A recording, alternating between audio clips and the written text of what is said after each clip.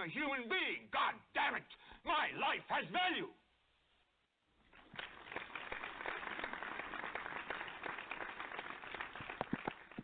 Welcome back. Welcome black to In Black America Radio with your host, Rasta B. October 27th, 2017. Guest calling number is 646-716-4654. Today's show is titled, As White America Rebuilds, Black America Was Sold an Impeachment Dream. We're going to be talking about that Clinton Dossier shit. We're going to be showing some clips from Steve Bannon's California GOP convention and the Democrats, once again, because I spoke on this in a previous show, the Democrats is about to turn on black people. So again, the guest calling number 646-716-4654. We got other random stories we're going to be speaking on, you know. Yeah, and other stuff. It's something I really want to talk about right now, but I don't. I'm going to wait until the end. But before I talk about anything, let me go ahead and bring in my co-host, Smoke. Smoke, are you there? Yep, what's good?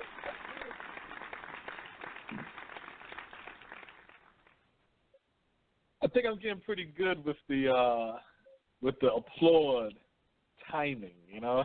Before I used to be really bad at it. Yeah, that one was pretty solid.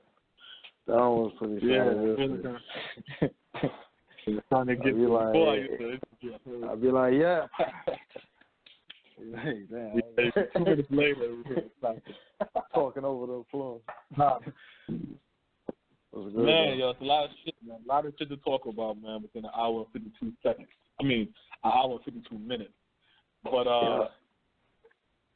I'm trying to figure out where I want to start, yo. Like, yo, when I tell you I'm pissed, I'm so fucking mad right now that I'm really trying to cool myself down, you know what I'm saying? And I ain't got no herb, you know what I'm saying? So I ain't got no herb to cool me down.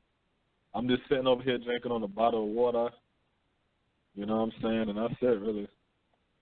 Really, that's really it. But I'm so fucking mad right now. Yeah, so much shit. Yeah, it's a lot of shit, man. One shit I want to talk about real quick to tie into, you know, my madness is something I always say, or observation I have when it comes to black people. There's a lot of times that we make dumb decisions. You know what I'm saying? And then we want to look for other people to blame. But we make dumb decisions. So, you know, I don't think I ever spoke on me and my mother's relationship or nothing like that on the show. But yeah, me and my mother, she's 20 years older than me, and me and my mother is we only been talking for 4 years. My son just turned 5 in October. So I was saying 5 years because she met my son when he just turned 1. But then my sister, the school teacher, said, no, that's 4 years. And I was like, oh, okay, because it wasn't a complete year. So I was like, okay. So technically, me and her have been speaking of 4 years. So she goes and she tells me, basically in a nutshell, she tells me she hates me, right? I didn't even tell you the story, Smoke. I didn't even want to deal with this shit. Because she got a car, a Jeep, that she got in 2005. We're in 2017, right? All my life is when we've been making dumbass decisions. You know what I'm saying? So now she gets a car in 2005, brand new. Me and her not talking in 2005, so I don't know the story behind that. So So since we reconciled, that's when I see her with the car. Now her window was messed up, like it needed a new motor to wind the window up. So I told my mother, I said, yo, well, why don't you just get a new car, right? And when I say new car, I don't mean a brand new car, but I just said, get a new car, get a different car. I told her, I said, keep that car because it's paid off. The car's already paid for. I said, keep that car. I said, because the only work that you need on the car was the motor to get the window up. You know what I'm saying? Like, that can be handled any time. I said, but go to the car dealership, get you a 2015 low mileage used car, right? That way you have all the glitz and glamour, all the modern technology, all the push starts, all of the GPS and all of the, the bells and whistles. But it's a 2015. So your payment is going to be $200 and some odd a month, more than likely. Right? She wasn't even for it. Right? So I told her, I said, listen, but if you don't, that's cool. You know what I'm saying? Just pick up the motor for the window. I'll get one of my homies to do it, or I'll take it up to the mechanic next time you come on this side of town and get the thing fixed. Right. Let's say that's a Sunday. Monday come, I'm like, all right, Monday come, her car's at my house, but nobody's at my house, right? So then I get a phone call saying that she's at the dealership to get the car. So I'm like, oh, okay, wow, that was quick. You know what I'm saying? I didn't think she was going to make a decision. Like, it was just a conversation we had. You know what I'm saying? It was just a conversation. So then she does that. Now she come back and stuff with this Nissan Rouge 2017. I'm like, huh? Yeah, I got to talk into it. Yeah. You see what I'm saying? So I says, Mom, why would you get a 2017 Jeep and trade in everything I said she went against, and give these dealerships a car that's already paid for, that they're going to turn around and sell for like $12,000 or something? I'm like, that shit makes no sense. So I'm mad because the payment is $500 a month. I'm like, Mom, how the hell are you going to pay for that? So then Tuesday comes. She got it. I'm still mad. You know what I'm saying? Don't talk to me about this stupid car shit because I know it's a dumbass decision. You know what I'm saying? So I said, but at the same time, I'm like, that's your choice in life. You grown.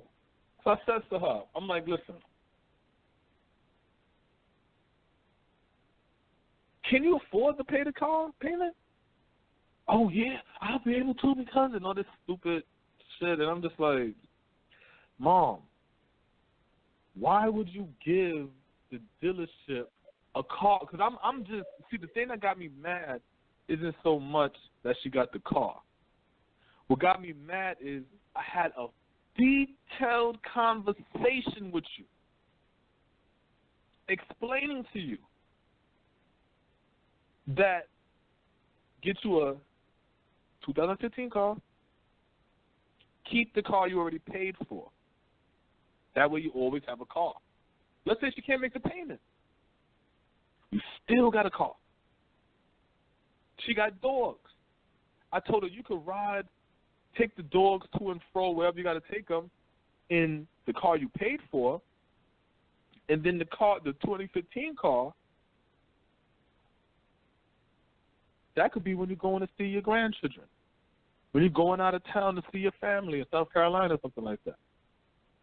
All of this I saw laid out. She wasn't even sure she wanted to do that. She get down to the dealership, and so she's there with my children's mother. So she's talking, and she's like, yo, Like, basically, she ain't listening to shit I had to say. Not me, talking about her now. She was like, she's telling her, like, listen, this here looking, and then she's going to say in front of the dude, no, if I'm here, I'm going to get a car. There's no sense in wasting these people's time. What? Lord. What are you talking about? Guess how much they gave her for her car that she paid for? This is ballpark. What kind of car you said it was? $1,000. Yeah, it's $1,000 again. So a 2005 Jeep. $1,000. You see what I'm saying? Man, they saw her. They saw her coming. $1,000. But again, she's not there by herself. But the person she's there with, she don't want to listen to. Her children, she don't listen to shit we gotta say. She don't listen to shit we gotta say. Mind you, none of us is dependent on her. Yeah, but people, none of us is dependent on her. You see what I'm saying? It's not like we're because I'm gonna be 37 at the end of the year, so technically right now, well, my brother's birthday comes next in November. I like to start with my brother first. When my brother birthday comes in November, we all going to be a year apart. It's going to be 36, 35, 34, 36, 35, 34, 33. But because my brother's birthday didn't come, it's 36, 35, 34, 32. You see what I'm saying? None of us is dependent on my mother. We don't ask her for money. We don't need her for nothing. You see what I'm saying? So you would think that she would listen to her children who have no invested interest in fucking her over. You know what I'm saying? We have no invested interest in fucking her over. She'll listen to a stranger first, right? So we in the kitchen. So I'm telling her, I'm like, Mom, but what you did made no sense. But she's like, oh, and my children, all they want to do is make me feel like I don't know what I'm doing and all this dumb shit, and they can't even be happy for me. So I'm like, Mom, why am I going to be happy that you have a car that you can't afford? Like, I don't understand. I'm supposed to be happy? And then what, 6 months later, it get repossessed? I'm supposed to be happy? That makes no sense. You don't even have a backup car no more. So then I goes, and I'm like, Mom, the whole reason why I'm saying it, and I'm breaking the whole shit back down, because it really started when I tried to get her to transfer her money from the major banks and go to Navy Federal, the credit union. You see what I'm saying? And I'm explaining to her the benefits of a credit union. No, I don't want to do that. I don't want to do that. The way I have... All right, cool. I'm not arguing them. If you want to take dumb decisions, that's your choice. So I'm telling her, I'm like, even if you brought this brand new car with the high interest, paying $500 a month, you could have at the very least refinanced the car with your credit union with a lower interest rate. You know what I'm saying? At the very least. I said, but you don't listen to nothing that we say. I said, your daughters is trying to check your finances to figure out where's all this extra money is going to get your budget back in order. I said, you got a son now who moved in with you, helping you financially. That's my younger brother, helping you financially and trying to give you advice to make your house and your life and your health better. You don't want to listen to him. You know what I'm saying? Anything I say, don't want to listen to nothing that we say. So as I'm telling her that, I'm like, yo, all we're trying to do is give you the right information. Yo, this motherfucker turns around, she ain't turning around, but she's looking at me. And then she just says, I hate you. Yo, the shit threw me off. I'm like, yo, I'm stuttering now. I'm like, where the fuck did that come from? You know what I'm saying? I'm not shocked that she said she hated me because my mother never liked me. You know what I'm saying? I asked her before. She said no. I was just shocked because 4 years, these 4 years, we were supposed to be rebuilding. You see what I'm saying? So then I started to think, I never really put much interest into my mother. You know what I'm saying? At all. So then I started thinking, and I asked her how old she is, prior to all of this. She said 57. So I said, oh, okay, because her birthday in August, she's 57. Mine's December. That's when I turned 37. So I said, oh, okay, she's 20 years older than me. Then I started thinking about my life. I said, okay, well, shit. And ain't it funny, smoke 20 years, right? So I started thinking about my life. So I said, all right, the first time I got kicked out the house, I was like 7 or 8 years old. So that makes my mother 27, 28, right? The next time I got kicked out the house, I was 11 years old. So that makes her 31. The next time I got kicked out, I was 14 years old. That makes her 34, right? I'm about to be 37. I'm 36 right now. I don't even know her at 36 and 37. You see what I'm saying? Because I was in New York at 16. I mean, no, I left New York. I left Georgia the same day Pac died. It was a Friday the 13th in September 1996. You see what I'm saying? So me and her, me and my mother didn't speak for 15 years. It was 14 years of being under her control. 15 years. So half of my life I'm with her. The other half I'm not even dealing with her. So now 4 years we trying to rebuild. She hit me with the hate shit, right? Well, I started thinking to myself, damn, you was in your 30s. Because, you know, when you're a kid and you look at your parents, that you just think old. You know what I'm saying? You just think old. You don't think like how we are now in our 30s and we like, yo, I still feel young and popping and all this other stuff like that. Right. That's the same way how parents feel. But when you 7 and 8, 11 years old and you hear 30 or 28 or something, you're like, damn, this nigga's old. Until you turn 28. And you're like, yo, this nigga's young. You're 28. You know what I'm saying? So it's really weird, that perception, whatever I'm trying to say. But Perspective. I thought to myself, like, yo, you made a lot of dumb decisions. Because remember, I told you I grew up in the pro-black conscious community shit from the 80s. The white man got his foot on our neck and all kind of shit. I heard all of that shit. I heard my mother talk, oh, we're not staying in Babylon. Babylon's going to burn. I'm not working for the white man. Now she works for the white man. I don't want to own no property in America. All this dumb, ignorant, stupid shit. Now I'm older, children of my own, and now I'm looking at her and I'm like, yo, because when I look at her, I look at Black America.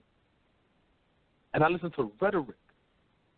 And I say to myself, damn, yo, we make dumb decisions. Her getting a brand new car, you cannot make, you getting a brand new fucking car that you cannot make payments on. Any outcome that happened after that is a result of a dumb decision that you made. See, we don't want to be held accountable for shit. We don't want to be held accountable for shit.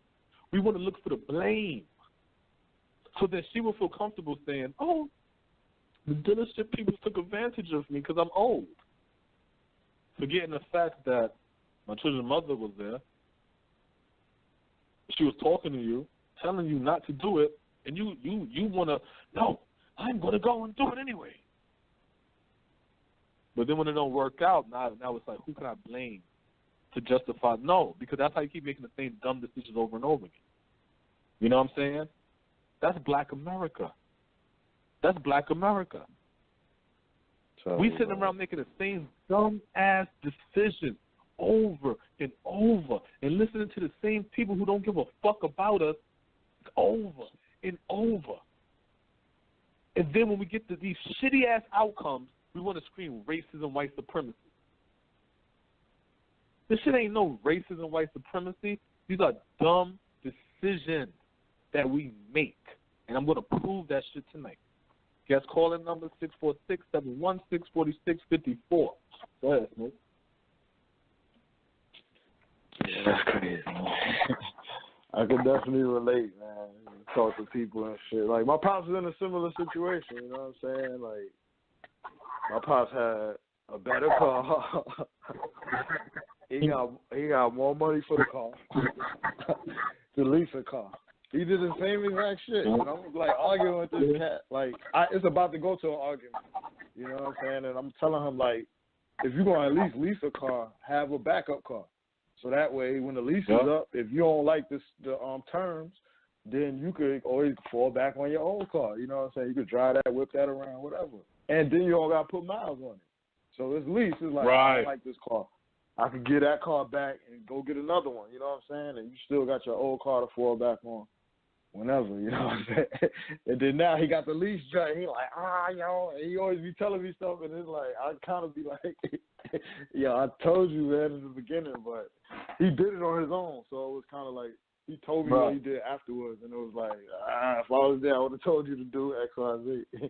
You can't cancel it. You can't. He's like, I'm like, whatever, man. But yeah, you have to be more smart. It's like the emotions take over. You know what I'm saying? You go in there like, you go in there and basically, you get, especially when it comes to the car, you like how it smells. The new car is flexing good. The gas feel good when you push it, and all of that crazy shit.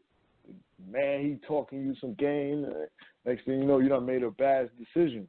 You know what I'm saying? We got to get over the emotional shit. We can't be making decisions based off of our heart. We got to fucking think about what the hell we doing, man. Especially financially.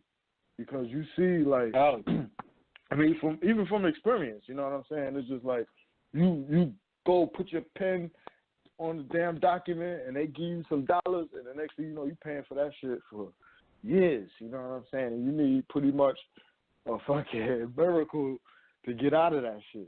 And a lot of times that's what's happening, man. You see, like, car lease, motherfuckers be leasing cars for like 7-8 years now. You know what I'm saying? Like, putting on the loan. And we know a car usually don't last that long.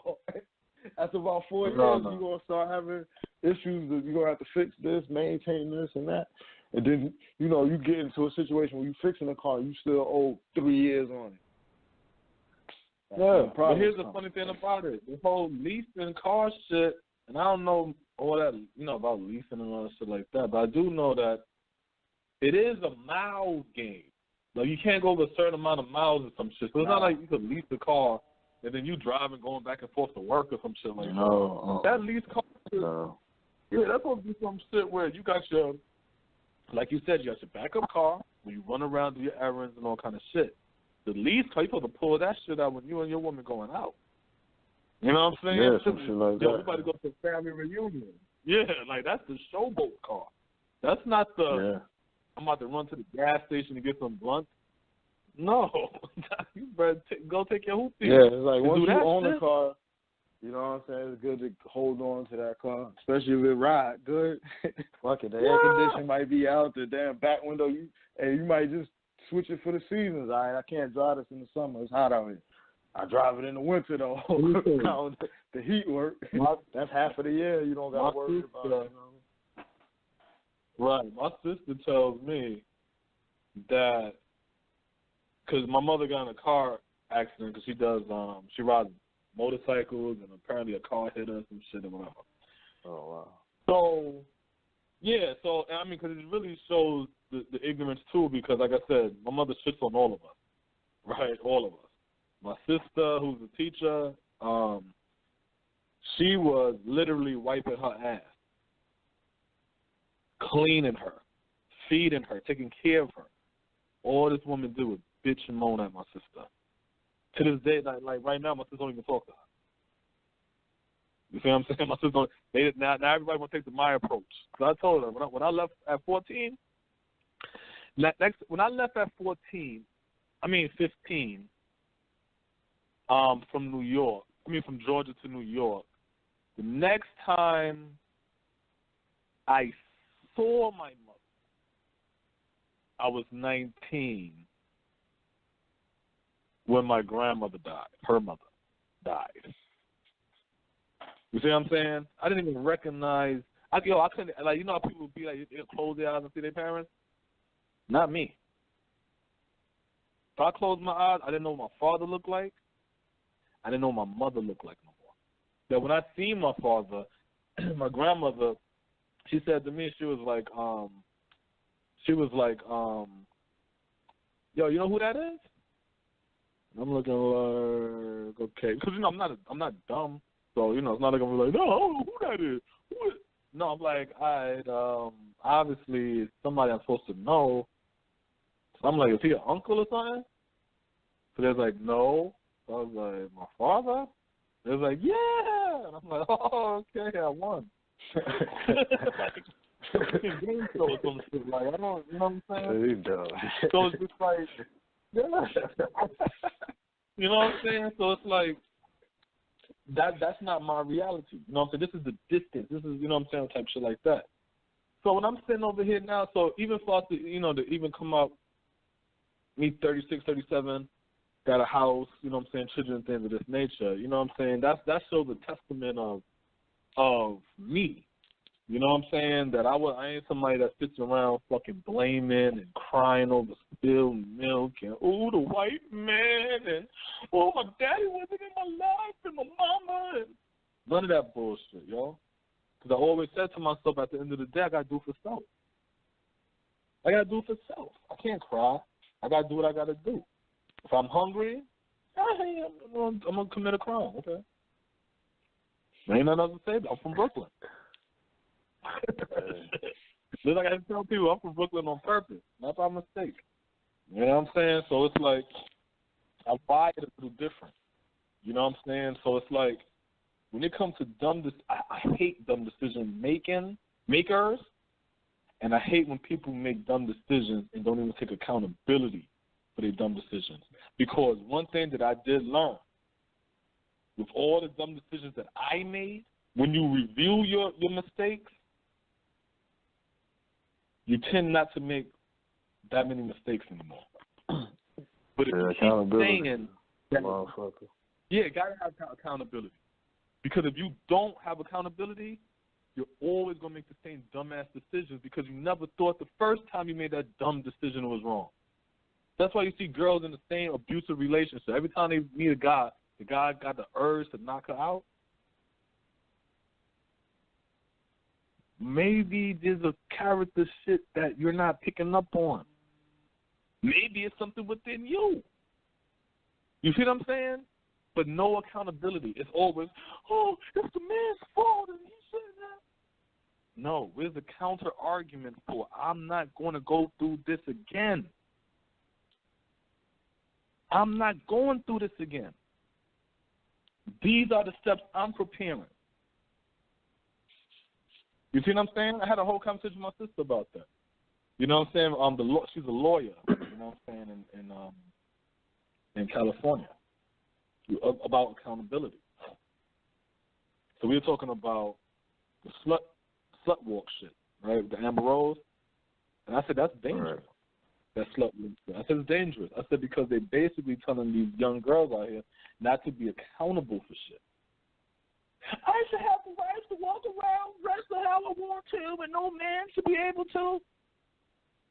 Right. No man should violate you, period. But why are you out here moving reckless? You see what I'm saying? It's not right if I get robbed. But why the fuck am I inside the project counting $1,000? Yeah, you're the fun of that bitch with 10 bands. Hold up, son. I'm out here popping.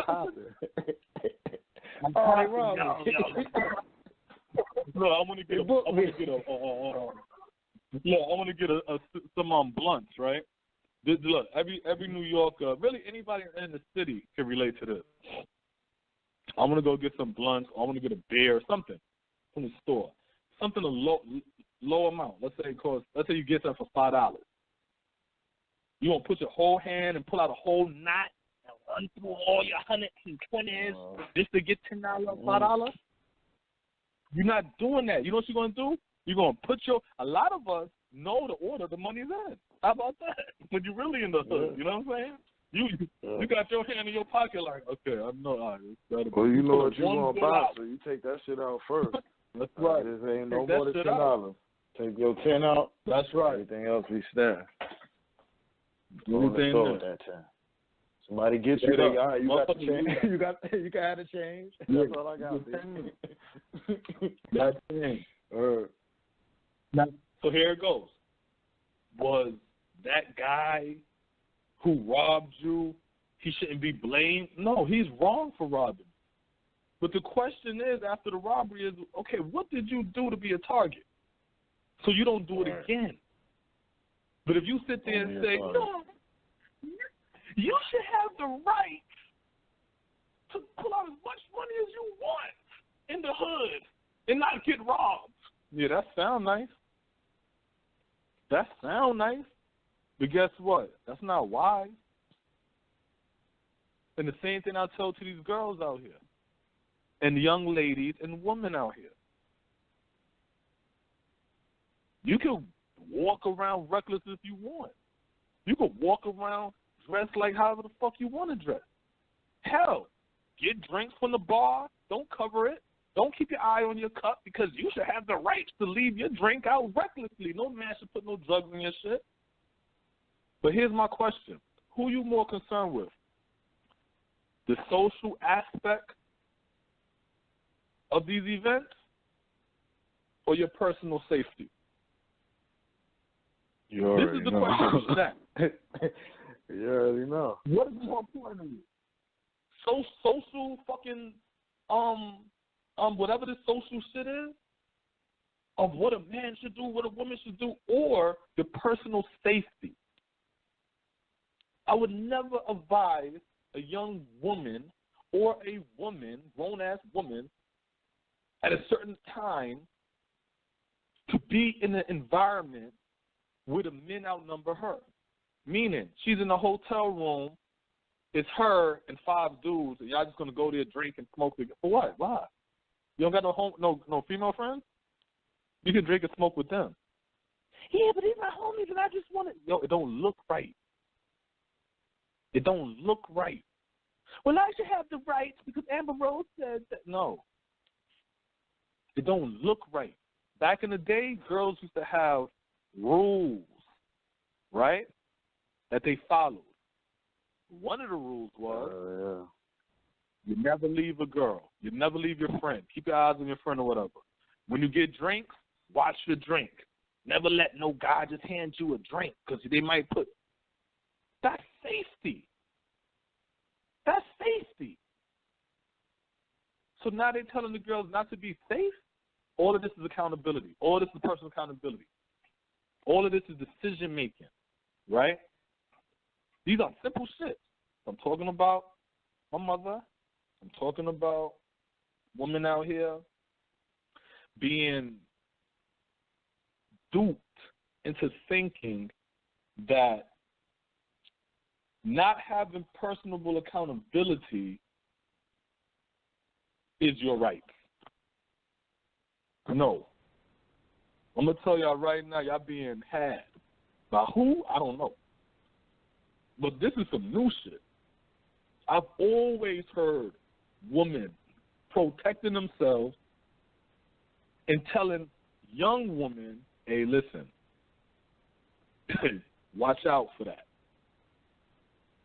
These are signs you should pick up on. These are things that will protect you. Same thing when it comes to a man. If I'm walking down the street and I'm picking up on a vibe that, you got to pick up on vibe. You got to pick up on energy. If I see somebody walking, I'm like, this nigga follow me? I'm going to bust into a store. Fuck this nigga at? I'm going to have to I'm going to walk outside. If it's late at night, I'm walking outside with a fucking razor blade or ice pick or something. If my neighborhood rough like that, why? In case I get jumped, in case somebody try to rob me. I got to protect myself. You got to be held. You got to have personal accountability. You don't sit there and get robbed and say, God damn it, the hood, it's the hood I'm blaming for this shit. No, where's the personal accountability to say to yourself, I'm not allowing this shit to happen to me. I'm not going to sit over it. Just like another thing, you get a brand new TV or some shit like that. What they tell you, cut that shit, that box up, flip that shit inside out, fold it so nobody sees, a new TV's in your house. Right. Well, I should have the right to, you got to have the right to do whatever the fuck you want to do. But why would you set yourself up for failure? That's what's happening in Black America. You guys call it number 646-716-4654. That's what's happening in Black America. Yeah. How long we've been sold this impeachment dream? The what dream? I hear you. Impeachment dream. Majority of this year. Majority of this year. But then peep this shit. Damn, they got the whole Dossier, the shit come out from the whole Clinton shit, where they speaking on that, you know what I'm saying, they paid for this shit to try to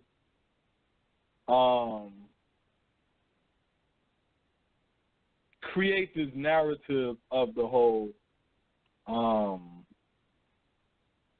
Russia collusion shit. Remember, there's even a audio of Van Jones saying the Russia-Trump collusion shit is a nothing burger. You see what I'm saying? Maxine Waters stood out there and said that the Russian and him colluding with Russia, that's enough for impeachment and treason and all this shit. And we ate it, hook, line, and sinker. And I'm just sitting over here like, no action was done, no progress. We're all banking on one thing, and that one thing gonna fail us. And that's thinking that these people that's telling you what they trying to do and all kinds of niggas ain't doing shit. Straight up. Niggas ain't doing shit. As Black America burns, as Black unemployment rates start to increase, as Black incarceration increase, all our Democratic constituents need that to happen to us, so then we can turn around and scream racism and white supremacy.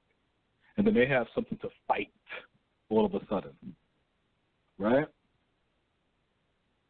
Remember I told you about that Omarosa Charles Payne meeting, right? When she was at that dinner?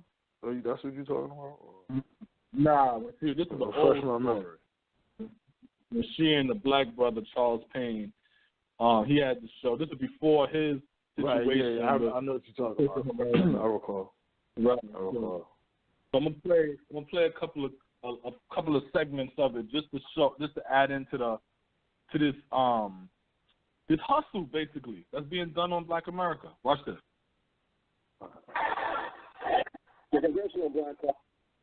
The name is this is YouTube. Omarosa on the CBC rejected an invitation to meet Trump. Right. This is from June 22nd.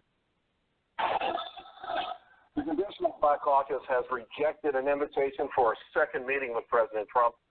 They cite frustration with the administration's lack of action on the objectives presented at their first meeting with the president back in March. Assistant to President Trump, Omarosa Manigault, has sent the invitation to the CBC earlier this month, and she joins me now from the White House. Omarosa, welcome to the show. Hey, Charles, how are you? I'm good. I was very distressed to read this news yesterday, and then, of course, to see it flushed out today, more of a soap opera sort of thing where somehow you've become the main reason for them saying that they don't want to be part of a reality TV show. April Ryan put out a series of tweets saying that somehow that you were creating or starting fights with members of the Congressional Black Caucus, and they just don't want to be a part of it. Well, it's very contradictory when they say that they haven't been in communication with us, and yet they put out rumors that I've been in communication with them. So it's obvious that they don't have their story together. The truth of the matter is they said in front of the President and the Vice President of the United States on March the 22nd, right here at the White House, I made a commitment to meet with the President to work through the myriad of issues that they presented. They have 49 members of the Congressional Black Caucus from different districts all over this country. Resolving their issues in a month and a half is just not possible, but coming to the table over and over again to work through these issues is the only effective way to get where they wanted to go. And instead, they're showboating and they're actually shorting out their constituents that they committed to represent by not coming to meet with the President. And what I find interesting saying is the idea is that there are so many problems that are plaguing specifically the black community. To worry about the sort of things that they're talking about right now and allowing that to supersede the attempt to make progress. Every group that I know that we've seen business people come over and over and over again. Yes. We've seen labor come over and over again. Yes. You know, this doesn't happen, and you don't go there once and walk away with everything you want. Well, you do when you don't have a serious commitment. It's obvious by his response to my letter inviting them back, as they committed to. It's obvious that they had no intention of ever sitting with the president. In fact, they called the invitation a social gathering, which nowhere in my letter did it ever say that it was social, but that just goes to show you that they're not serious. But if we think back, Charles, to their relationship with the previous administration, they had none. In fact, they had a very contentious relationship with the previous administration because of these same type of antics. In fact, Barack Obama didn't meet with the Congressional Black Caucus until 600 days into his administration. We met with them on March 22nd, which was at the 60-day mark of our administration. So the math doesn't lie. We were making a concerted effort, and unfortunately, they're not committed to getting their constituent issues on the table and at the forefront. In the White House, when these discussions do come up, what's the feeling? What's the mindset here? Because so many different things have been attempted over the last 5 decades or so to help inner cities. And we know that it's a dire situation, and despite what's happening with the overall country, it's all worse off. Well, I'll tell you what my feeling is. I'm not going to be discouraged by the lack of leadership by Cedric Richmond and his decision not to meet with the president. I'm going to continue to fight for those in the inner cities and the black community that really want help. They want to focus. There you go, Smoke. Smoke. Yeah, so this is basically a bunch of they just pointing out the fact that our leadership is just shit talking. So they're not even engaging these motherfuckers. They're not even engaging the people that they saying not even gonna do shit. Like, that's crazy. You know what I'm saying? That's crazy. That's crazy. Like, oh man, that's like you trying to date a girl, but you ain't go talk to her. Oh no, nah, yeah, she don't. Yeah. I ain't going. She don't want me. No. It's not. No, it's not if she don't want me. You go to the girl and you tell her, yo, this is what I want. I want some head. I want to hit tonight. And if I don't get my way right now, I'm not fucking with you. And you're like, what? Good explanation. Yeah, that's it. Trying to work with me. Take me out first or something. You come in like this, yo, listen, Shorty. Let me let you know right now. Here's the 7 things I want right now. And then she like, yo, that's crazy. It's sad and then because just like Charles Payne said. Wait, hold on. This is what Charles Payne said. He said all of these different groups then went there continuously for what they want. They didn't go there one-shot deal. How many times did we see Trump go back and forth with this healthcare shit and back and forth with the budget and all kind of shit like that? These niggas is playing with us, yo.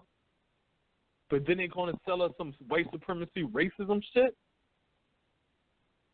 No accountability. Go ahead, Smoke. What I was going to say, well, Omarosa, like, you know, you just look at, you know, the community. Omarosa is a villain in the community. You know what I'm saying? The average person, a black person, they look at her like, oh, she's a, you know, a bedouin. She's one of Trump's puppets, blah, blah, blah, blah, blah. But you see that they're actually trying to engage our leadership. And they don't want to not even back. engage. She says black community, not people of color, not black and brown, not minority, not disenfranchised, black people. Black people. That's real. But what's also funny is to, you know, to take the stat that she said was Barack Obama did come out to 600 days to talk to the fucking CBC. So, I mean, that was a bunch of March. But she said when she seen them in March, that was the 60th day. March was the 60th day. I don't even know the math to figure out what the fuck the 600 days is. 10%. 10%. That's basically 10% of 10% on 600 days is close to 2 years. No. I ain't saying the math for the percent. I'm saying I don't even know how long is the 600 days. Was that 2 years before he spoke to the damn Congressional Black Caucus? This is 300. You know what I'm saying? Somebody. A year and 9 months, something like that. Crazy. Yeah.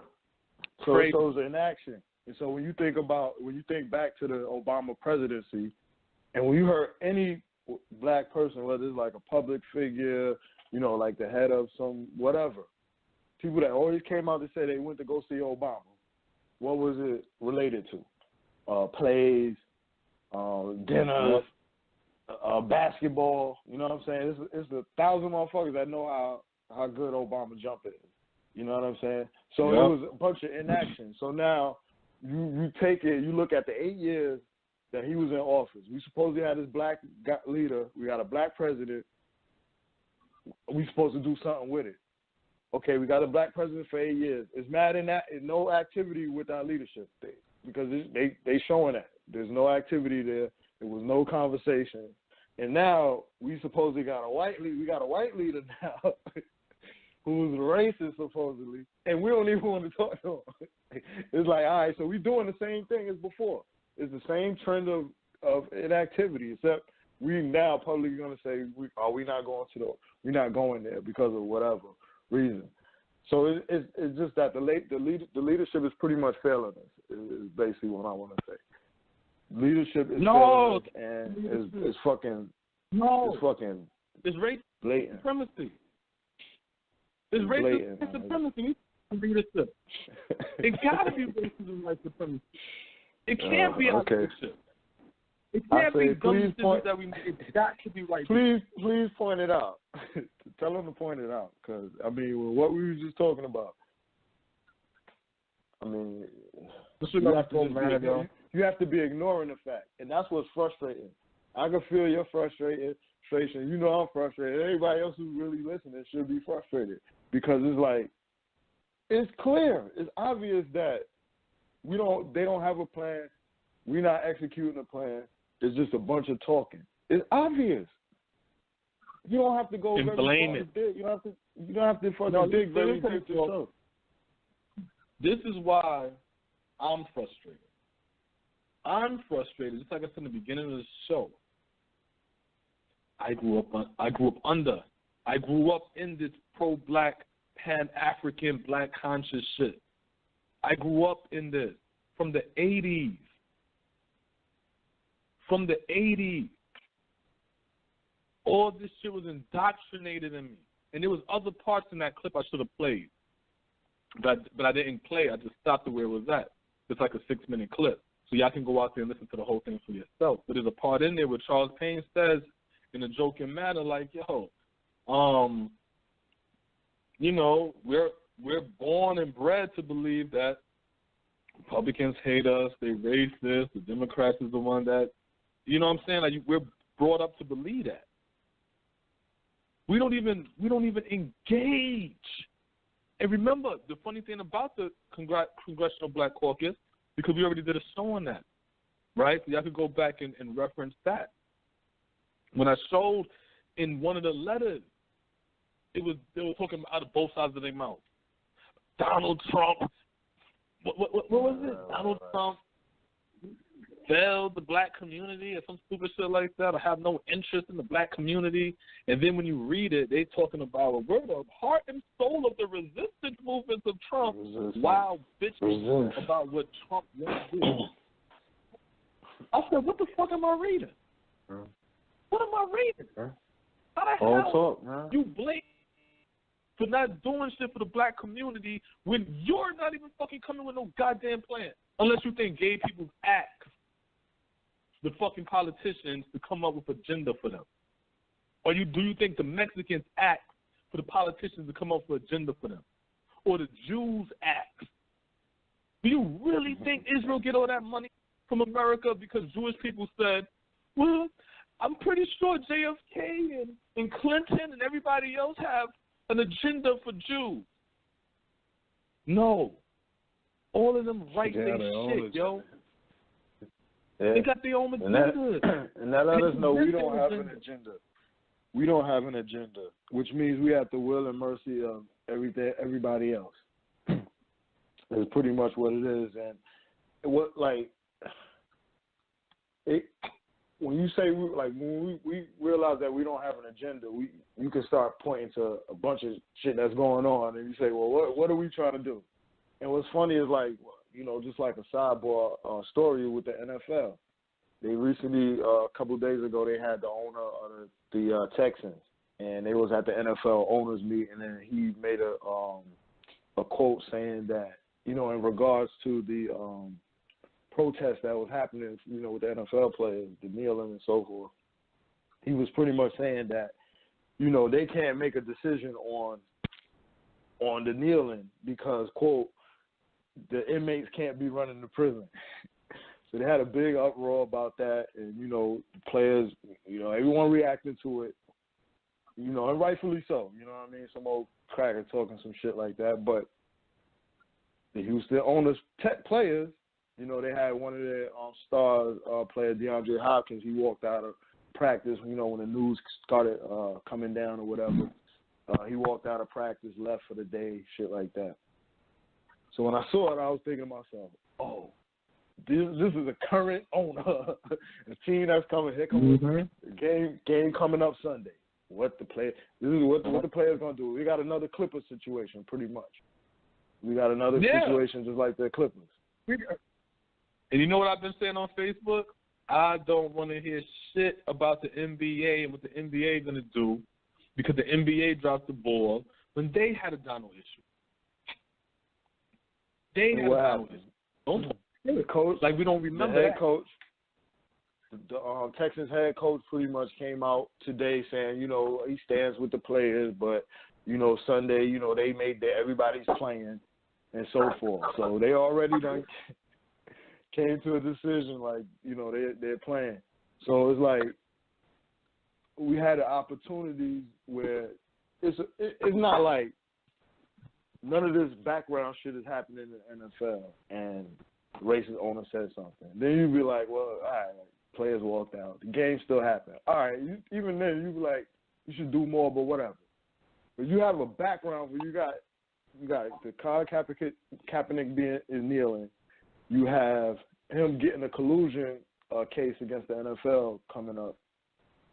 You got all these racist comments coming out and so forth. So the stage is set for the players to up the protest pretty much, because the NFL is they you know, they don't care. They've already showed that they don't give a damn about the kneeling. The fans don't give a damn. You know what I mean? They don't care about the issue. And so you would think that, all right, this is a perfect opportunity where nobody's going to blame you. You have everything. Yo, all you guys got to do is quit. And they said that in a couple of articles, they were saying that the players contemplated that. So I pretty much see, like, with the coach making a declaration that everybody's going to play, he probably talked everybody down out of that shit, if they was even serious about doing it. But it's just we had a bunch of no agenda. So it's like we had a clear agenda, those dudes would be walking out. This is what's happening. You're not playing Sunday. Forget whatever financial repercussions. And then you could be smart about it. You could move. You could plan. When you have an agenda, then you can come up with a plan and strategy. If this don't work, then we could do this. This happened, then we could do this. We don't have no plan, no agenda. So they pretty much are showing that these players, they're going to just kowtow to the owners and do whatever they want because there's money involved. At the end of the day, they getting paid. They're gonna deal with whatever the bullshit it is. And when you think about it, it's because we don't have an agenda. We don't know. They don't know what to do. They don't know the leadership there. They have certain players like Michael Bennett and a few other players that's going to meet with her. Like, what are we meeting about? What is it that we even doing? So it's just at the end of the day, it's just when you think about it, it's just a bunch of chatter. with no real action. It's like sad shit. Like I said, they ain't never had to. They ain't never had to. Like I said, only man in the goddamn United States is the white man. Only woman in the United States is the white woman.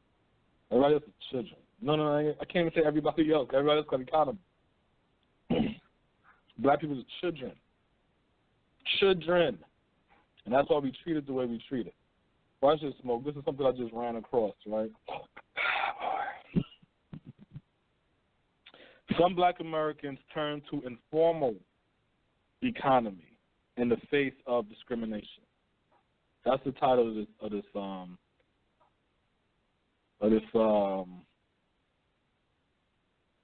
thing I'm about to read. Some black Americans turn to informal economy in the face of discrimination. This is written by a black dude named Sonari Glinton. So they show the percentage of African Americans talking about their personal experiences dealing with racial discrimination. So it goes like this. What happens when you're faced with a workforce that seems unwelcoming or even hostile? For people like Dennis Jackson, often the answer is to become your own boss. In Los Angeles, he is making the best of an October heat wave by selling solar panels. Jackson says he has essentially always been an entrepreneur. He started in landscaping and moved towards solar panel installation. The 40-year-old Detroit native says he chose those jobs because there are not many black people in the industry. There's some black guys there, that are landscapers, and we look at each other as unicorns because there's not many of us, right? And then they talk about, discrimination and, the percentage and all the shit that we go through, right? You can read the full. All right, let me get to this part right here. Then it goes like this. This issue isn't really perception. It's reality, says Stephen Pitt, the associate chair of the Center of Labor Research and Education at the University of California, Berkeley. In response to discrimination in the workplace, black men look for alternatives. It could be simply, in response to discrimination in the workplace, black men look for alternatives. It could be simply the hustling, Pitts say, of the way black men work around the traditional labor market. It's the worker who washes cars in a parking lot or paints houses. This informal and growing economy, Pitts said, is not so much just the idea of on-the-corner drug stuff. It is a vast array of activities that simply isn't governed by traditional labor laws. He says the unemployment picture is made more complicated by the growth of independent contracting in California that represents 8.5% of the workforce. Black men face real barriers to entering the formal workforce. Let me read that again for these silly-ass black women out there who want to scream about they dealing with double negatives, they got to deal with sexism and because of their woman and racism because they black when they're hired at a higher rate than black men. Black men face real barriers to entering the formal workforce, Pitt say. Higher incarceration rates lead to criminal records, which he says can have the effect of keeping black men out of the formal economy.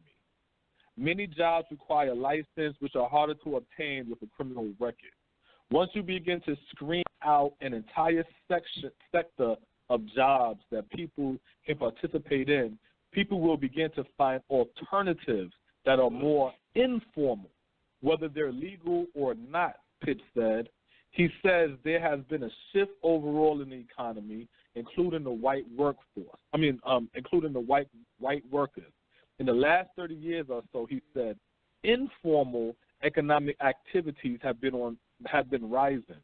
The hustle, vital to the survival of black men for centuries, because that's how I was raised, that every black man should have a fucking hustle, is becoming more important to the nation as a whole. But what I keep saying, Smoke, every weekend on In Black America Radio, we need a fucking economy.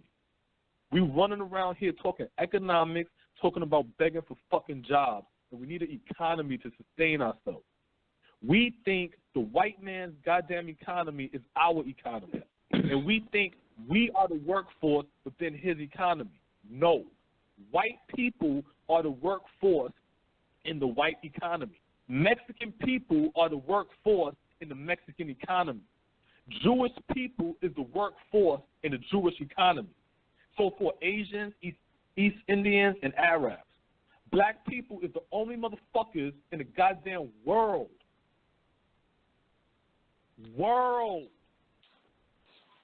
that think working for somebody is going to get you wealth. It's going to get you free.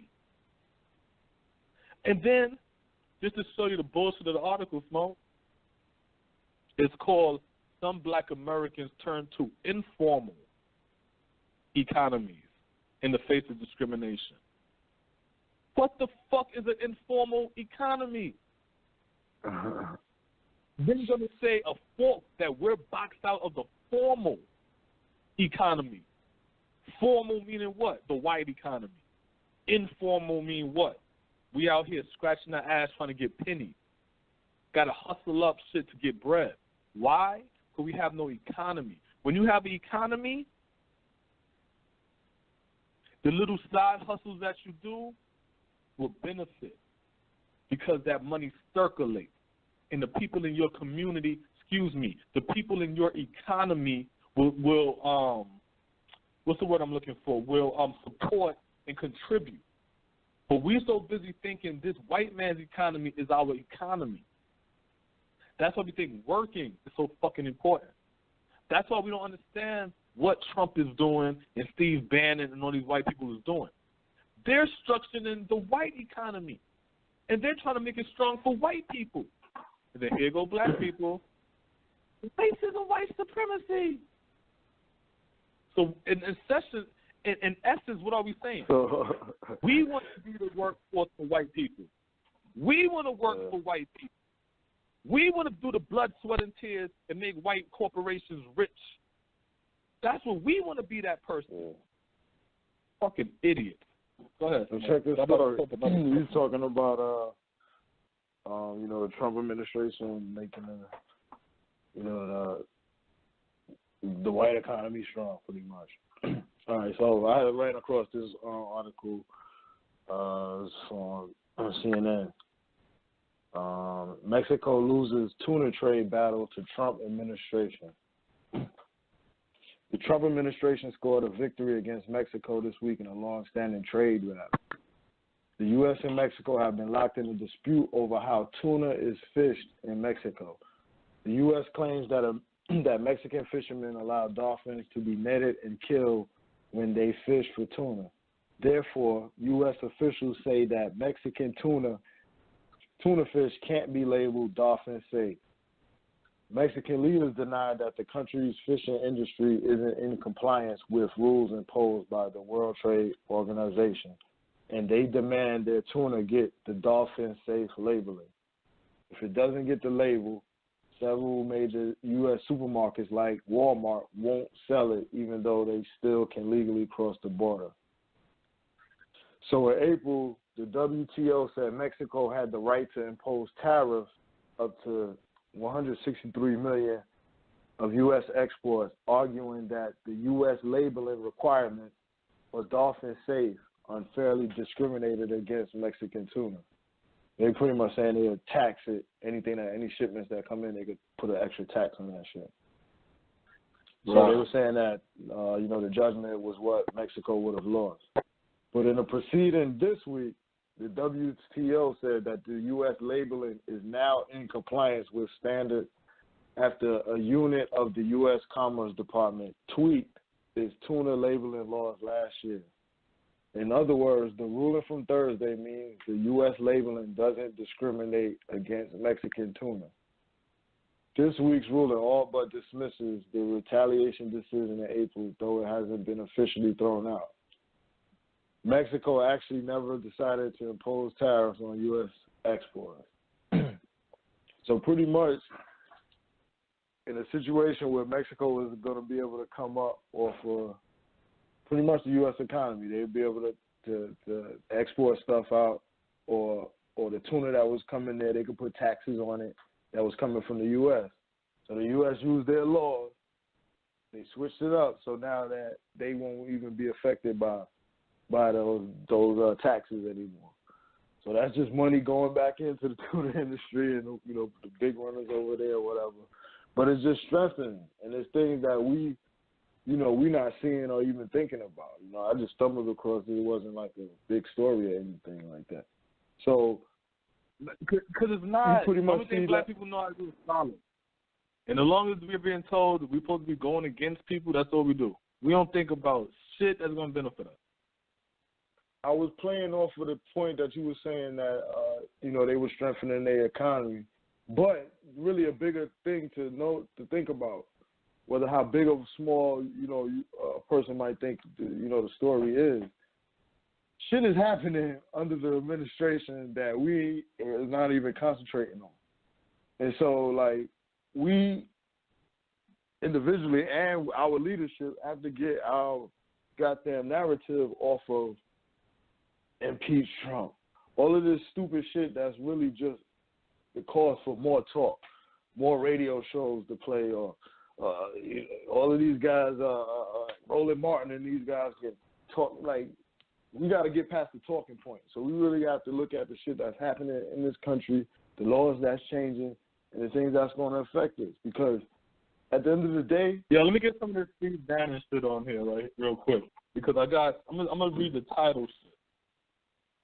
The Resistance Movement, BritX and Trump, 2016 win, China problem, 3 things to win, and Trump won using Barack Obama's game plan.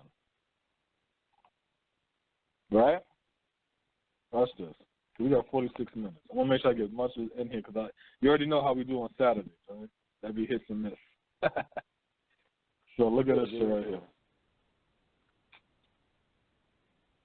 You can hear it when I play. It sounds clear? Yeah, the last yeah, it's been clear. Yeah, All right, bet. Oh, shit, she's on mute. All right, hold on. The title of this one is called Steve Bannon's Speech at California GOP Convention. Hold on. You start to get our tax structure correct. When you get victory for a generation, when you have victories, you start to get our tax structure correct. When you get victories, you redo these crappy trade deals and start protecting American workers and American companies.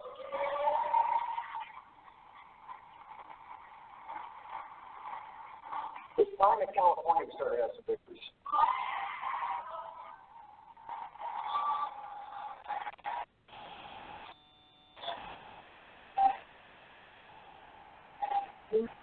The resistance is not the people you see outside. That's not the resistance. Right? That's actually, quite frankly, going to help Republicans. Because right now, on those 23 very difficult districts that Hillary Clinton won, yet Republicans have the House seats, the generic ballot, you may need 10 points down. But the resistance, our money's outside, right? Look good, folks. They're just misled, misinformed. They're going to drag it so far to the left that we're going to hold those districts, right? And Nancy Pelosi is not going to get her opportunity to impeach the President of the United States.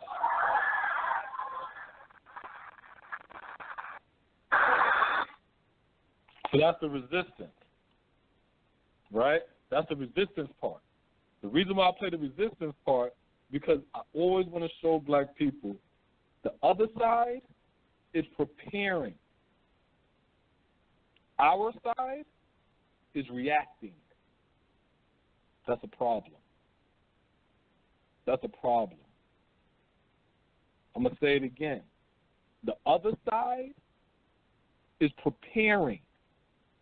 Our side is reacting. So we start to think reaction is the same as preparation, I guess. You know what I'm saying? And it's like it's not. Watch this one right here, Smoke. Hold on. Let me find this. All right. Oh, there's not even the audio. There's not even the audio one. I'm trying to find this story real quick. I think it's in my Yahoo account because I wanna get this story. It's a lot of stories I'm trying to get out all into today's show, right? But I want to get this story because after that clip when Bannon talking about Nancy Pelosi and all kind of shit like that, right? All right, here we go. All right, here we go. Then, where's my files? I hate when the machine moves slow.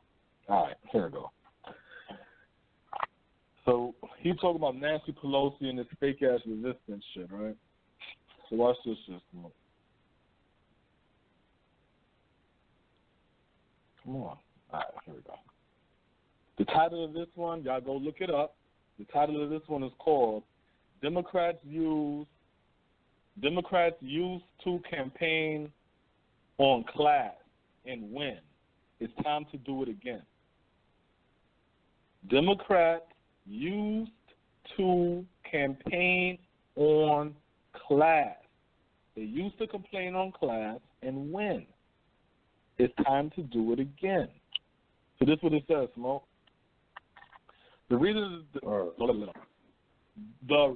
the Democratic Party lost the last presidential election is simple, or so a lot of Democrats seem to think. In the end, say one school of thought, it was all about race. As the influential journalist Tanehisi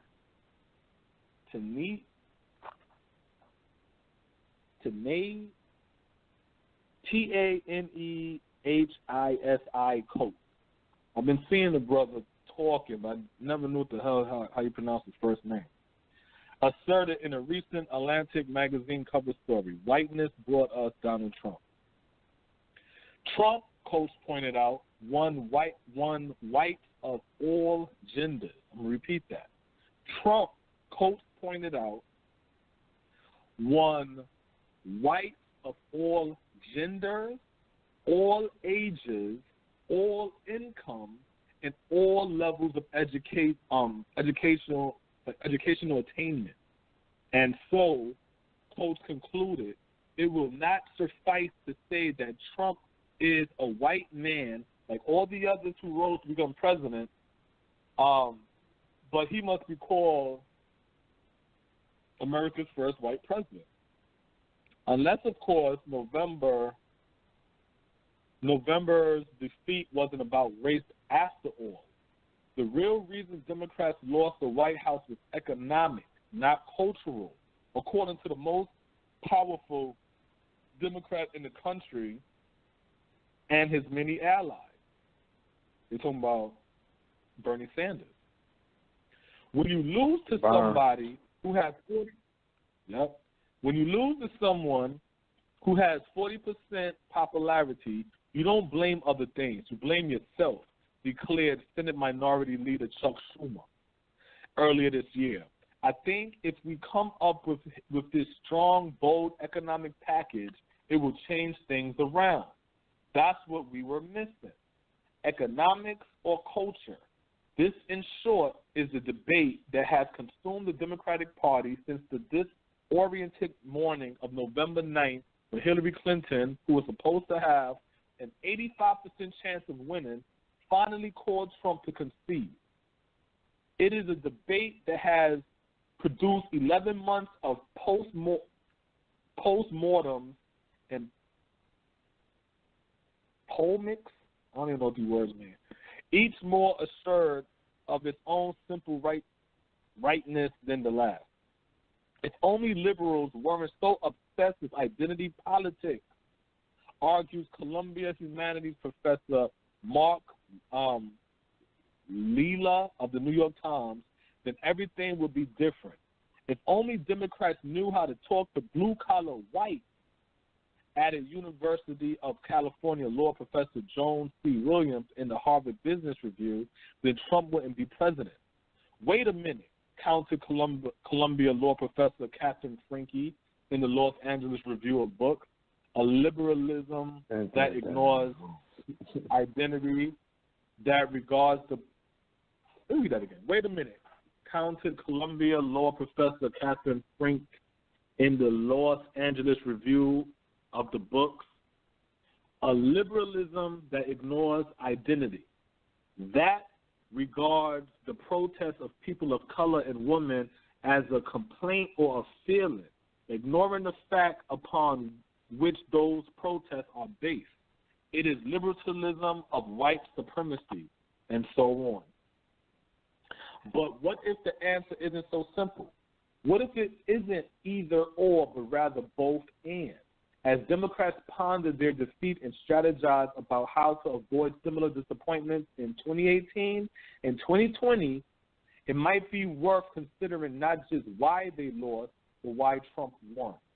And then they go on and on and on and on and on. I ain't about to read the whole story, but y'all can check it out and read and things of this nature.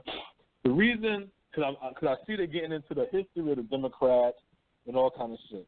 You know what I'm saying? It's a pretty good read and all of that shit. But I'm going to let y'all know right now.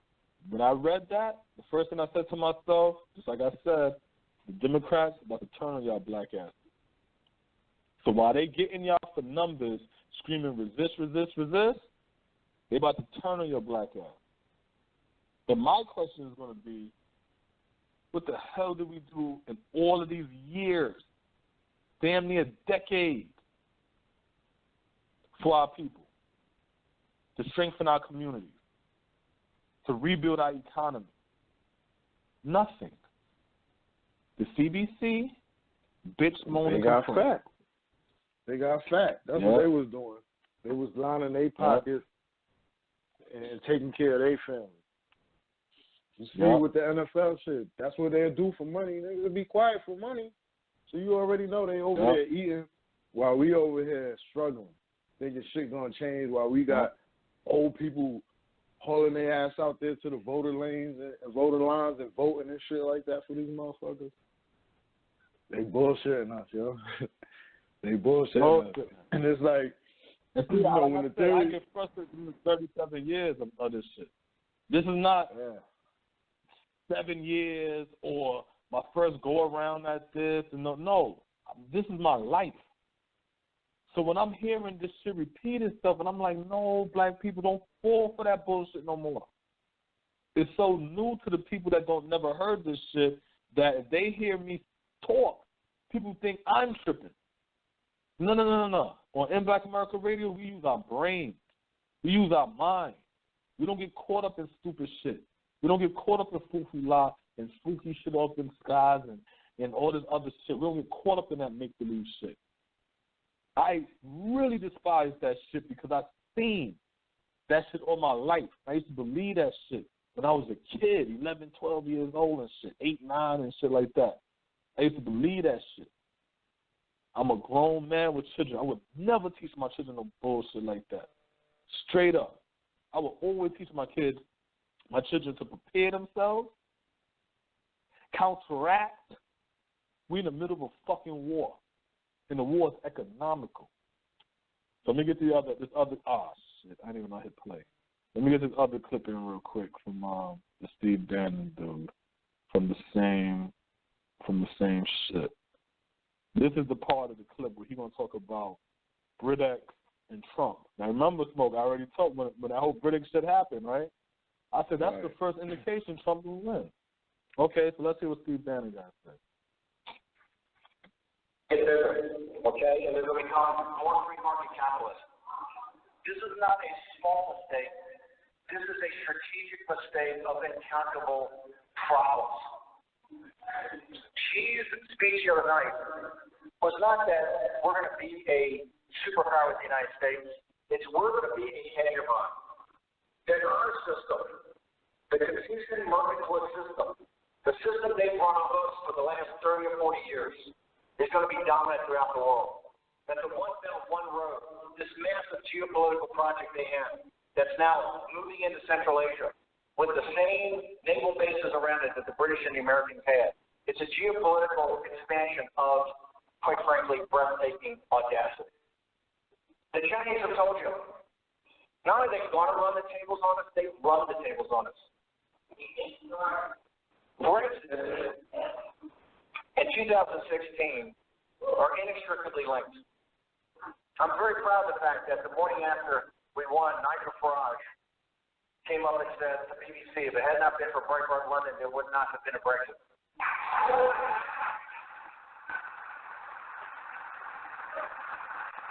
Raheem Kassam and Alex Muller, the guys that did that, are here to provide a platform for UKIP to actually talk about what the issues were.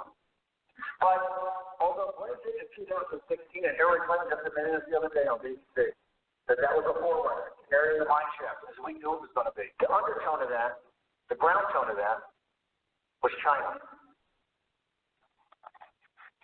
So what is Steve Bannon talking about? Economy. And what he said was China's economy basically is fucking up the American economy. So now they doing shit, and that's what they doing. You got to listen to these people when they talk, because then you can have a better understanding of what the fuck is going on. You cannot listen stupid-ass liberals and these dumb-ass black Democrats who've been in office for fucking ever, for over 10 years, and ain't doing a goddamn thing in our communities, not doing a damn thing in our districts, in the cities that we live in, none of this shit. You can't listen to them because they're reactionary and they get paid to steer us wrong. Let me hear what the other side is saying. The other side is getting ready to go to war with, not war literally with China, but economic war. That's why they're putting the pressure. That's the real reason why Trump is doing the whole shit with the North Korea shit, Smoke. Because North Korea is a fucking is a non-factor. But what happened is I want to stir this shit up to force China's hand. This whole shit is about China when it comes to North Korea. This shit ain't, North Korea ain't got no fucking power. But they have to make you believe that to justify the action. But we so goddamn dumb. We look at the television and the news and shit, and we eat up everything they say for truth. Like what they saying is truth, and it's not. It's media manipulation. And because we're so fucking and caught up in watching TV and shit like that, we get manipulated every time. So watch the rest of this China exchange we have. Ah, shit. I keep forgetting to take the mute off. Of deflation and excess capacity that helped gut the Midlands factory towns in the upper Midwest. And it's bringing those jobs back. It's bringing those jobs back where the opioid crisis is today. That's going to be our great challenge. Silicon Valley, one of the things I'm proud of in the trade that we came up with was not the 232 about steel and the tariffs, which had every hair on fire, where China is totally gaming us with the rest of the world to destroy our steel industry. But it's the forced technology transfer of our technology. $3.5 trillion in the last 10 years. I'm not talking about theft. Theft is horrific, but that's the human agency. It can't be changed. I'm talking about tribute. We are a tributary state to China. We're Jamestown to their Great Britain. We have a $400 billion trade deficit. We have a $500 or $600 billion, I think it is, if we didn't ship over, coal and oil and gas and timber and copper and soybeans and hogs and beef and Boeing jets and Apple products. Oh, excuse me. We don't send Boeing jets and Apple products anymore. We don't send any high-value manufacturing because they have all the manufacturing. The decline in America's ability to have folks to make a living is directly related to us being gained by China. The ascendant economy of Silicon Valley, Wall Street, Hollywood, and Washington, D.C. made that great. It's the descendant economy, the shrinking economy, the people working 2 and 3 jobs, the people tied up in this opioid crisis, they're the ones that got screwed. And those are the ones that are looking for our leadership to turn this country around.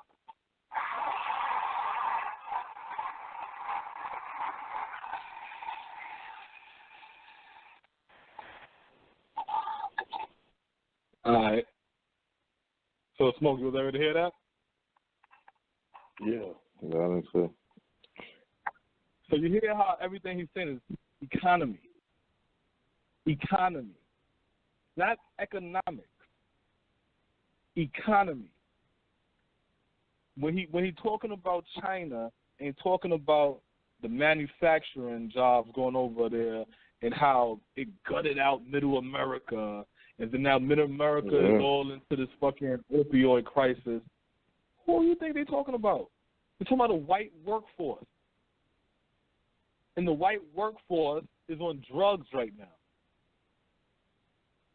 That's what they're talking about.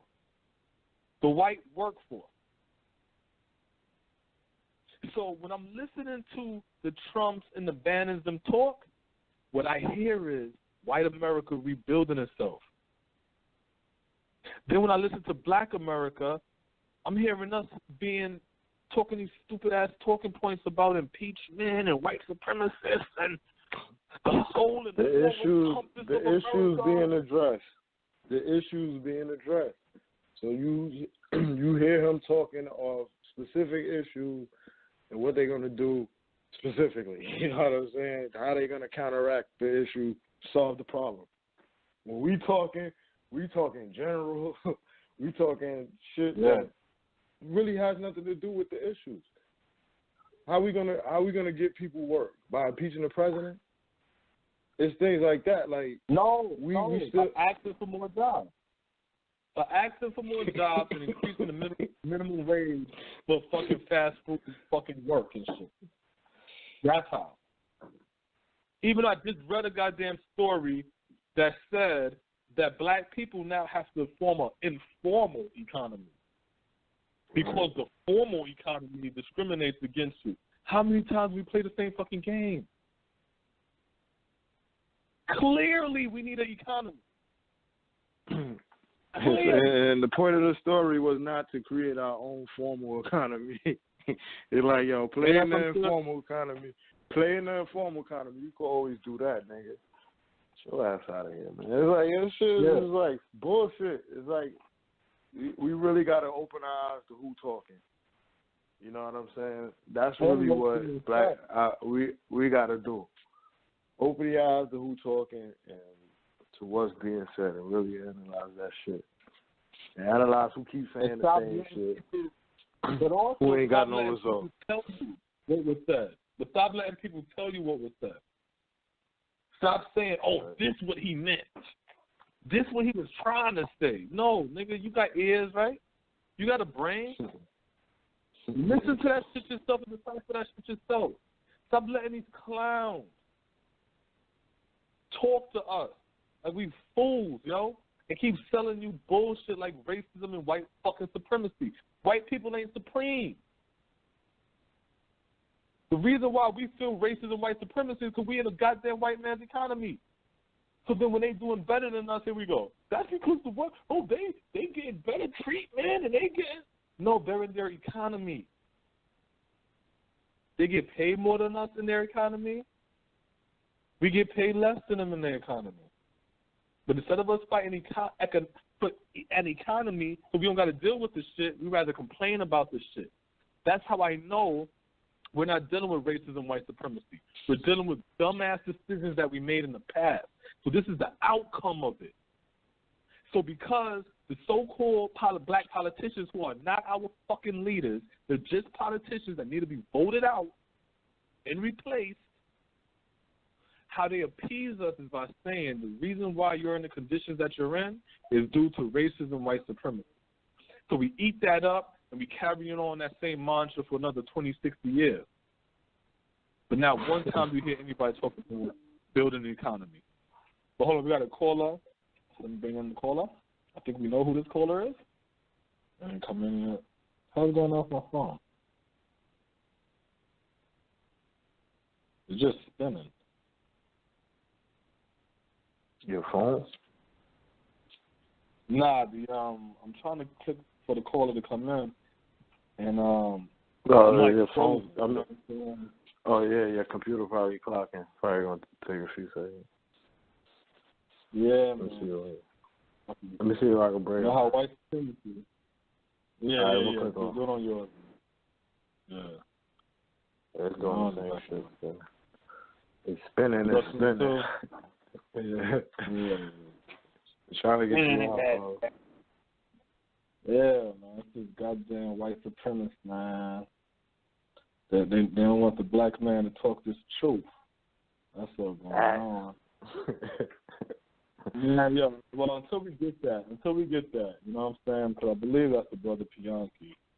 But the shit just spinning right now. I don't know why it's just doing that. You're still spinning too much? Yep. You should hear the beep once it click on. So. Yeah. Well, until we get that handled then.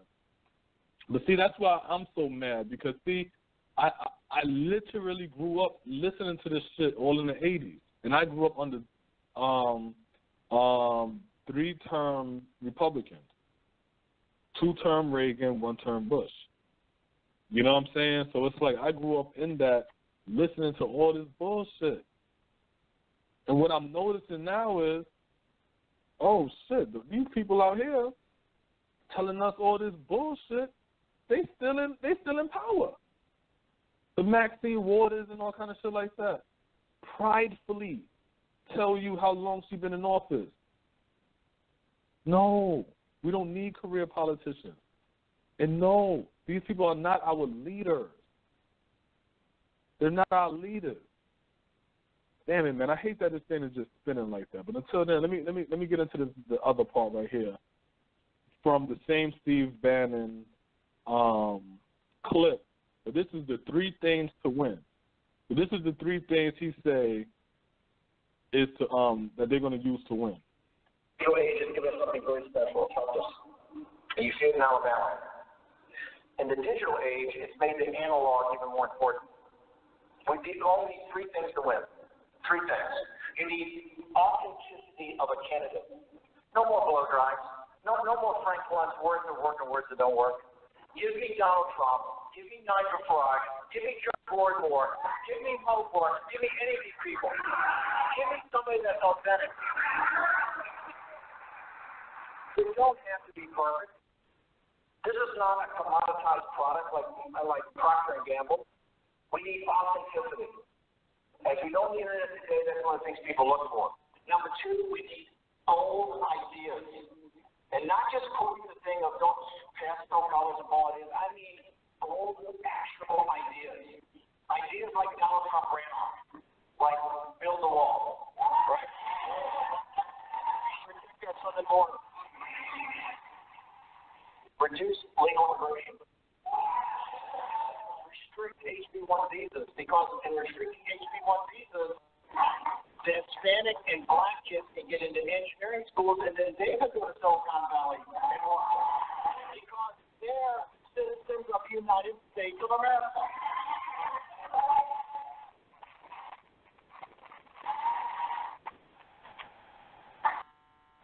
This populist, nationalist, conservative coalition, if we hold together, and why is populism so important?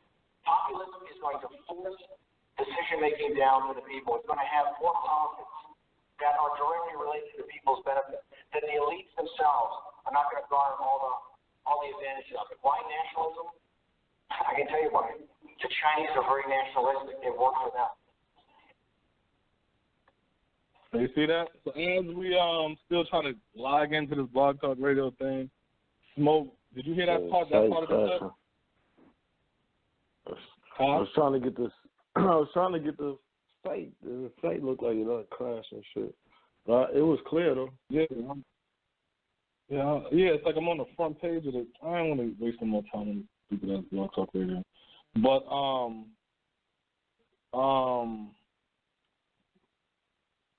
the thing with that last clip that was funny to me is the fact that One, like I said, all the shit I'm talking, I'm gonna talk. I don't trust white people. So when I'm hearing Steve Bannon say, yo, we're going to shut the borders down, whatever, that way the black kids and Latino kids that's here in America, they can work in Silicon Valley because they're Americans too, and everybody clap. Like I said, you're supposed to look at that shit and say to yourself, oh, okay, I'll take you up on your offer, get your information, right, get that knowledge and shit, you bring that back to the hood, bring that back to black America, and make it strong for us. You see what I'm saying? That's that. You don't go inside there now and say, hey, they give me an opportunity. They're giving your black ass an opportunity because their workforce is on drugs. That's the reason why they're giving your black ass an opportunity. So when you get into a situation like that, you get in there knowing that. You understand what I'm saying? You get in there knowing that, damn, this shit still crashed. Crazy. Yeah, I don't know what's up with that shit. He's trying to serve dude. Yeah, that's what happened. I bet you if I was on here saying a bunch of fucking ignorant shit, you know what I'm saying? I bet you my shit wouldn't crash. Should be on and popping. There was some straight ignorant shit or some foo-foo lie shit telling black people about fucking crystals and Kundalini energy and all kind of shit like that. This shit ain't gonna crash.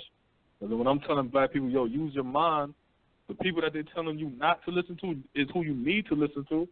The people that's saying that they're your friend, you need to investigate their asses. Then the shit just drops. Yeah. The shit just drops out. You can't even get no studio. Yeah, I'm trying to click on the studio. Yeah, and I'm pretty sure that was the brother Bianchi. Yeah, and I'm pretty sure that was the brother Bianchi. You know what I'm saying? Who was trying to call in and shit like that. So it's like, how ironic is that? As soon as the brother about to call in and shit, now all of a sudden. But we got. Let me get the last clip.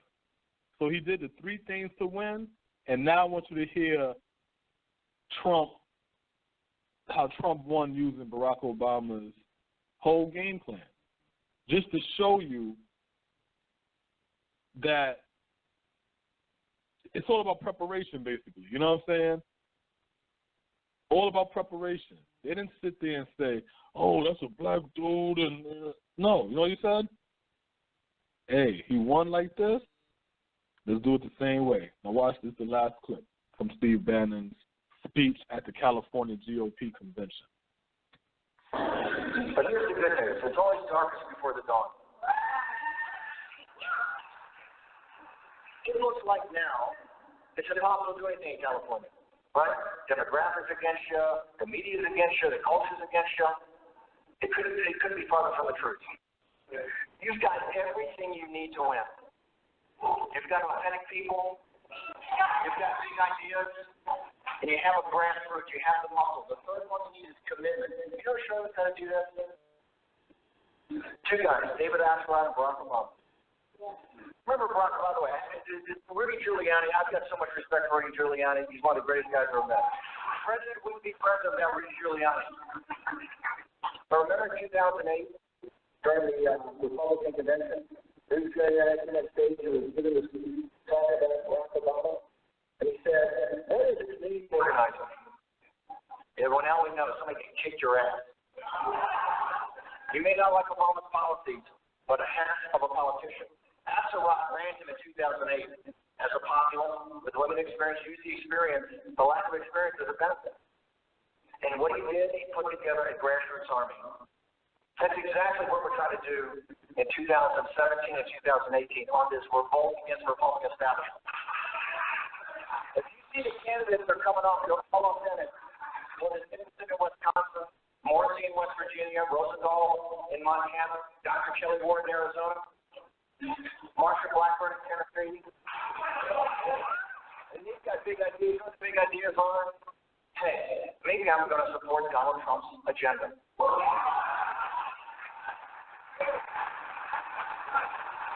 And we're putting together a grassroots army. A grassroots army that's going to go door to door. That shows that we don't need to raise hundreds of millions of dollars. So that the Carl Rose of the world don't make a fortune in buying TV time on attack ads. That's the last part. You see, they ain't sit over there talk shit about Barack. No. They got their ass kicked. They went back to the drawing board to figure out what we're going to do next. Black people, and that's why it irks me when I hear black people say, our first reality president. I say, stop disrespecting that man. Because I was always taught you never underestimate your opponent. That's what I was taught.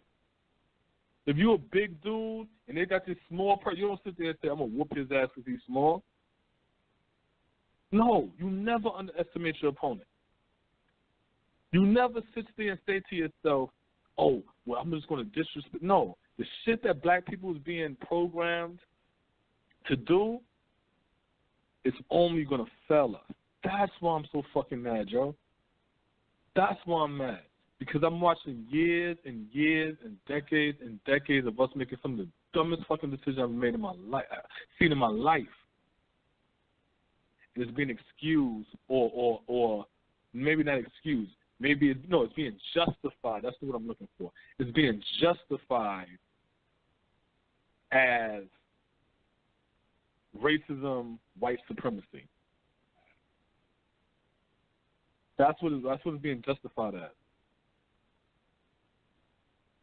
White people doing this. White people is on fucking drugs. White people is on drugs. The white workforce is fucked up. And instead of us saying, okay, how do I capitalize off this? We're going to listen to people who is paid by people, by the actual people, these politicians, tell us what the fuck to do. Look at that capitalistic chart again, people, so you can see how this game called capitalism is set up. We on the bottom. We eat for all. We work for all. The politicians, the entertainers, and everybody else, they're on the next tier above us. We eat. We eat for you. Above them, I believe, is I'm going off this off the top of my head, right? Above them is the military,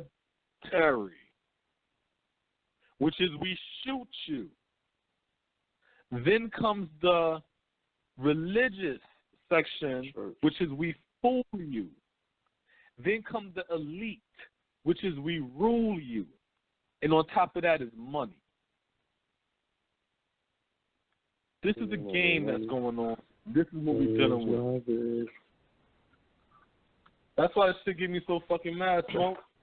Because it's like you watching, it's like your son is 18 years old, but for the last 6 months, he's been losing mad fucking paper going back and forth to the 3-car Montney guy.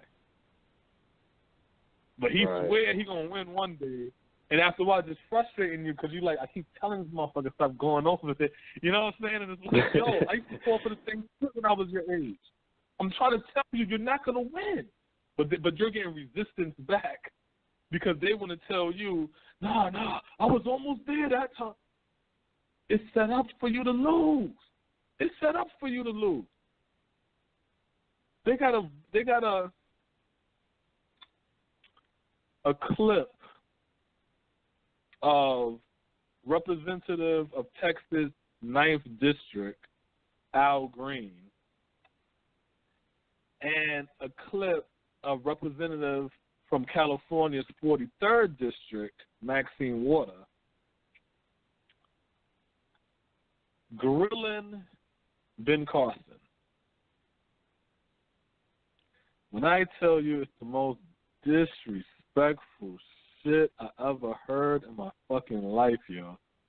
Because it's sold to you, Smoke, as, like they're giving it to Ben Carson or whatever, you know what I'm saying?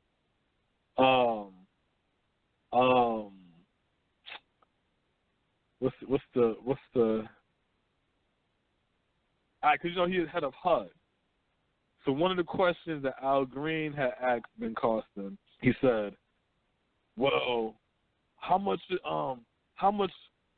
cuts was made in, let's say, Section 8? And how much cuts was made in, let's say, vouchers and all kind of other shit like that, right? And I'm like, that shit sounds dumb to a fool. Because I'm trying to figure out if Maxine Waters, let's say the whole shit with Maxine Waters. Maxine Waters has been in the game since 1991, right? If I'm wrong with 1991, then correct me. I mean, it got to be earlier than 1991. But right now they show from 1991 to 1992, she represented California's 29th congressional district. From 93 to 2012, she represented California's 31st congressional district. And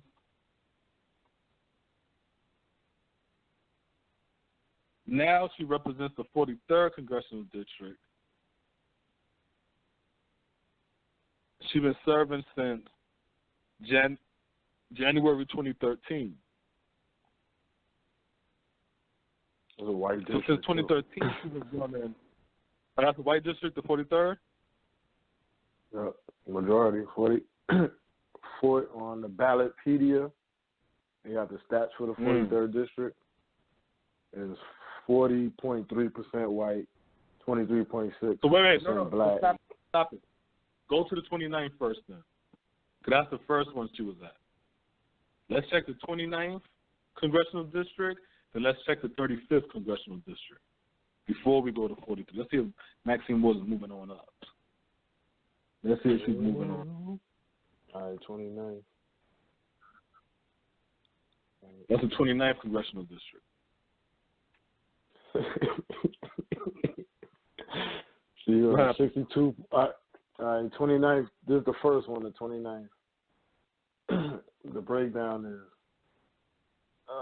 let's see, 4% blacks, 8%, 8.2% Asian, and 62.4% white. Okay. And how many black? 4% you said, right? 4. Oh. Okay, so that's 91 to 92.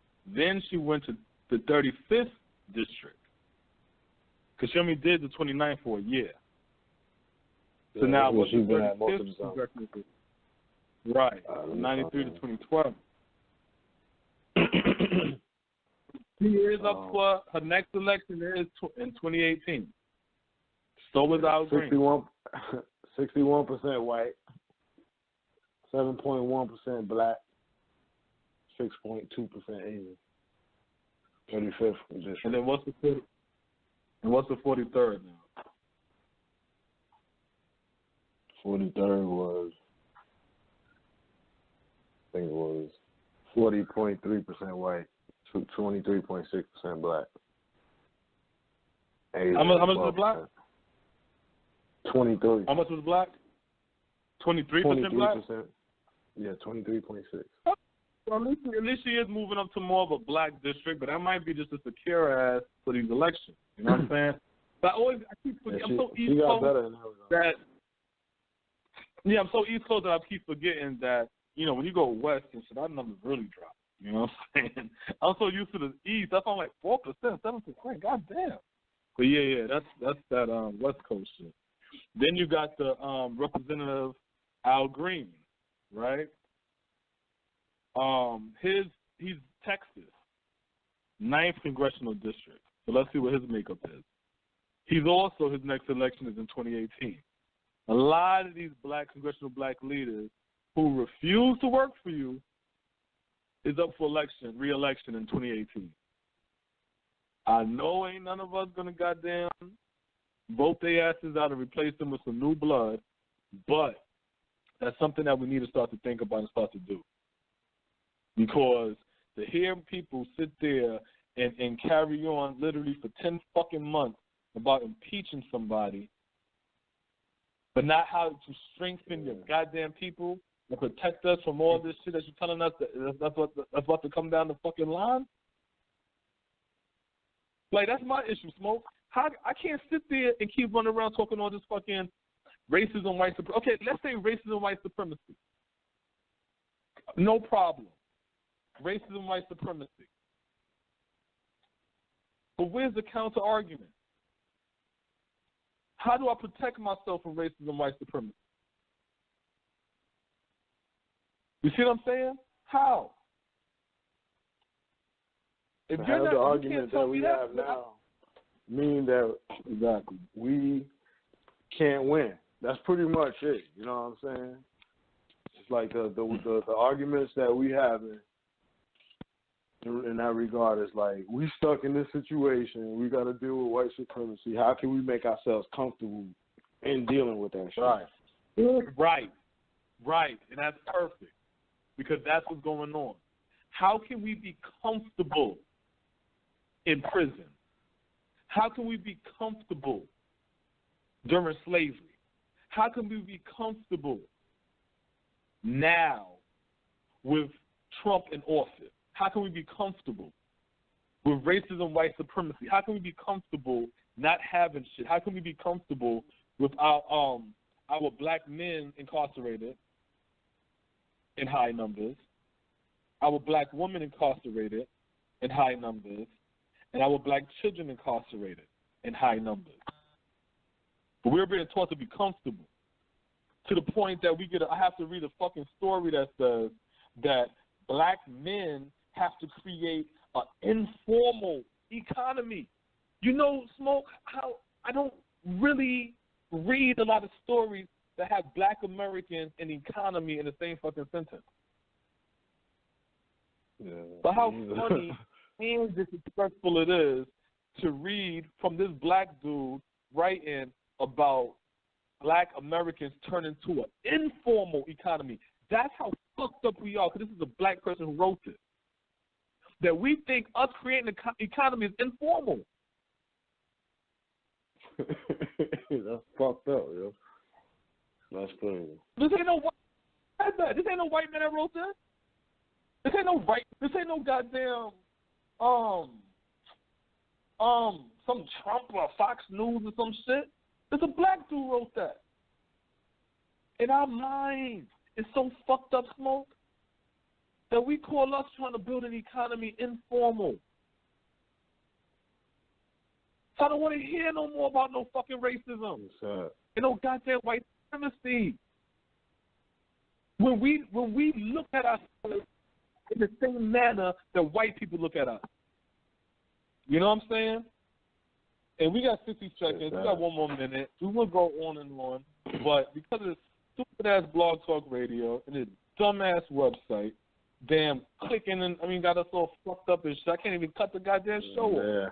Yeah, he's going to hang up. Yeah, I'm going to hang up. But that's all right, though, because guess what? Ain't no bitching and complaining here in Black America Radio. It's called counteract. It's racism. We're going to counteract this shit.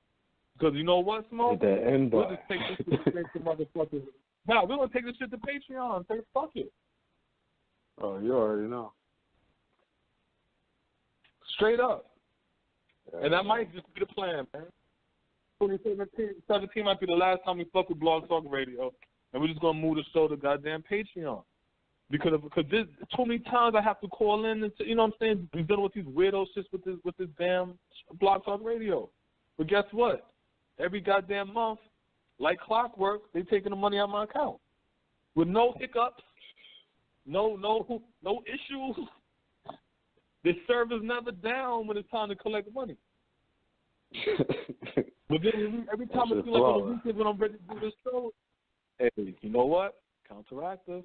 So you will see us on Patreon, and we're going to make a serious effort to push these shows on Patreon and see how that should work and play out and things of that nature.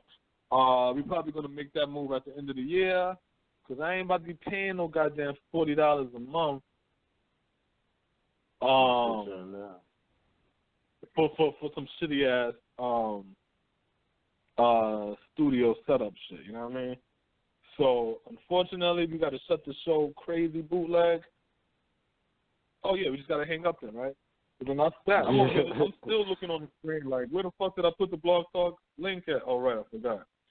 So, until next time, black people, sorry for the wait, before we get off, So, again, see us on the YouTube in Black America Radio. Like, subscribe, comment. Facebook, Twitter in Black America Radio. Check us. All that good shit. But this is what I want to leave with, Smoke. I'm looking at the U.S. National Debt Clock.org. I'm looking at the savings per family. $6,012.